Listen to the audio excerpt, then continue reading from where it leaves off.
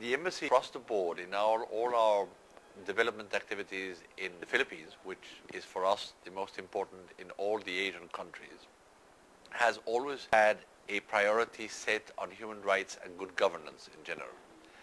Within that framework, we have worked on several programs. On the one hand, we have of course participated in Kasama as a priority along with other donors to try and activate the participation of the civil society throughout the Philippines. But we have also been working on other issues who have a direct bearing on human rights. For example, we have devoted quite important amounts of funding to indigenous people, to the fight against gender violence.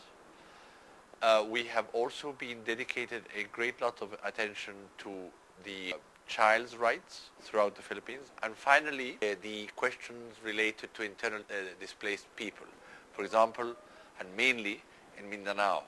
Very recently, for example, through UN agencies, we have been providing these funds in Mindanao to the big amount of people who have been displaced this year.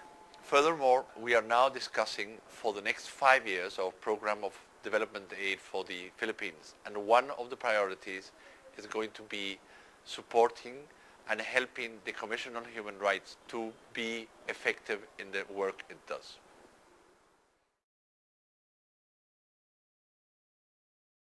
Kasama has a big advantage. First of all, it avoids unnecessary duplication because we have several countries working together.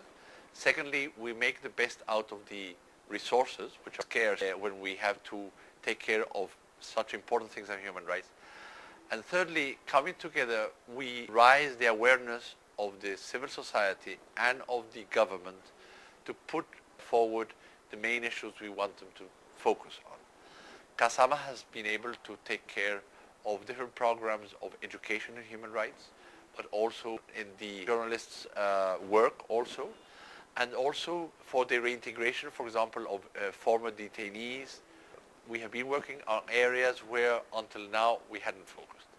And the last issue I want to raise about Kasama is it gives an opportunity for many civil society members to really come up with innovative ideas which are worthwhile being financed.